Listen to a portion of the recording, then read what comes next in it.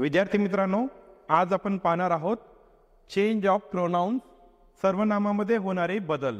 पहा, active voice आणि passive voice. आपल्याला माहिती आहे ॲक्टिव्ह व्हॉइसमध्ये सब्जेक्ट हा कसा असतो, ॲक्टिव्ह असतो, आणि पॅसिव्ह व्हॉइसमध्ये सब्जेक्ट हा कसा असतो, पॅसिव्ह असतो. म्हणजे ॲक्टिव्ह व्हॉइसमध्ये आलेला जो सब्जेक्ट आहे तो पॅसिव्ह व्हॉइसमध्ये ऑब्जेक्टिव्ह केस तिची करावी लागते. लक्षात ठेवा, ॲक्टिव्ह व्हॉइसमध्ये जे सब्जेक्ट येतो त्याला पॅसिव्ह व्हॉइसमध्ये घेऊन जात असताना आपला त्याची ऑब्जेक्टिव्ह केस करावी लागते. तसं वाक्याच्या रचनेनुसार पाहिलं तर तो पॅसिव्ह व्हॉइसच्या ऑब्जेक्टच्या ठिकाणाची जागा घेत असतो. म्हणून हे जे सर्वनाम आहेत या सर्वनामाची आपल्याला ऑब्जेक्टिव्ह केस माहिती असणं गरजेचं आहे.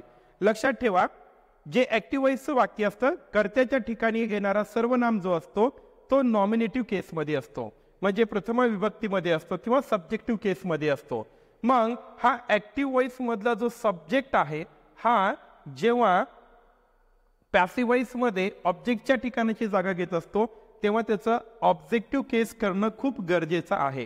म्हणून या व्हिडिओमध्ये आपण समजून घेऊयात की कोणत्या सर्वनामाची ऑब्जेक्टिव्ह केस कोणती आहे. ओके, म्हणजे याबद्दलची माहिती तुम्हाला झाली की ॲक्टिव्ह व्हॉइस मधून पॅसिव्ह व्हॉइसमध्ये जात असताना सब्जेक्टचं नेमकं काय करायचं हे लक्षात येईल.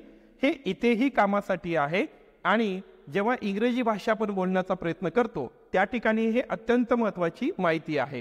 आपल्याला माहिती असलं पाहिजे की आय, वी, यू, हे, शी, इट आणि दे या सर्वनामाची द्वितीय विभक्ती काय होते, म्हणजे ऑब्जेक्टिव्ह केस काय होते. तर लक्षात घ्या, आय या सर्वनामाची ऑब्जेक्टिव्ह केस जी आहे ती काय होते, मी होते. पहा, व्यवस्थित लक्ष द्या. आय या सर्वनामाची ऑब्जेक्टिव्ह केस जी आहे ती होते मी. देन वी या सर्वनामाची ऑब्जेक्टिव्ह केस होते अस.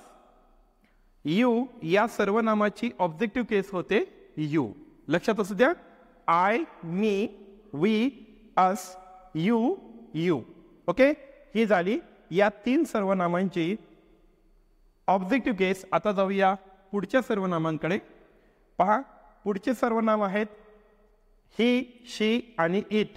ओके, पुढचे सर्वनाम आहेत ही, शी आणि इट. तर ही हे जे सर्वनाम आहे ही या सर्वनामाची ऑब्जेक्टिव्ह केस आहे हिम. शी या सर्वनामाची ऑब्जेक्टिव्ह केस आहे पहा हर. इट या सर्वनामाची ऑब्जेक्टिव्ह केस आहे इट. ओके, म्हणजे अजून सोप्या भाषेत ॲक्टिव्ह व्हॉइस आणि पॅसिव्ह व्हॉइसच्या रेफरन्समध्ये समजून घ्यायचं. म्हणजे जर ॲक्टिव्ह व्हॉइसच्या वाक्यामध्ये कर्त्याच्या ठिकाणी ही आला असेल तर पॅसिव्ह व्हॉइसमध्ये त्याचं हिम होतं. जर शी हे कर्त्याच्या ठिकाणी आला असेल तर पॅसिव्ह व्हॉइसमध्ये त्याचं हर होतं. जर इट हे कर्त्याच्या ठिकाणी आला असेल तर पॅसिव्ह व्हॉइसमध्ये त्याचं इट होतं. आता उरला शेवटचा सर्वनाम, तो म्हणजे दे. त्याबद्दल आपण माहिती घेऊयात. पहा, हा शेवटचा सर्वनाम आहे. जर ॲक्टिव्ह व्हॉइसच्या वाक्यामध्ये कर्त्याच्या ठिकाणी दे आला असेल तर पॅसिव्ह व्हॉइसमध्ये देचं देम होतं किंवा दे या सर्वनामाची ऑब्जेक्टिव्ह केस जी आहे द्वितीय विभक्ती ते काय होते, देम होते. हे आपल्याला माहिती असलं पाहिजे. पहा, हे अगदी इतकं सोपं आहे, आपण लक्षात ठेवलं पाहिजे.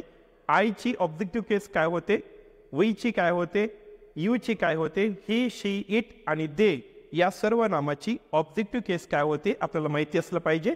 किंवा अजून सोप्या पद्धतीने त्याला लक्षात ठेवायचं असेल तर ॲक्टिव्ह व्हॉइसमध्ये आय, वी, यू, हे, शी, इट आणि दे ही सर्वनामे कर्त्याच्या ठिकाणी आली असतील तर पॅसिव्ह व्हॉइसमध्ये यांना घेऊन जात असताना याच्यात कोणते बदल होतात याही पद्धतीने तुम्ही सहजपणे लक्षात ठेवू शकता. आय होप तुम्हाला या ठिकाणी ही जी कर्ते आहेत किंवा ही जी सर्वनाम आहेत या सर्वनामाची ऑब्जेक्टिव्ह केस काय होते हे समजलं असेल.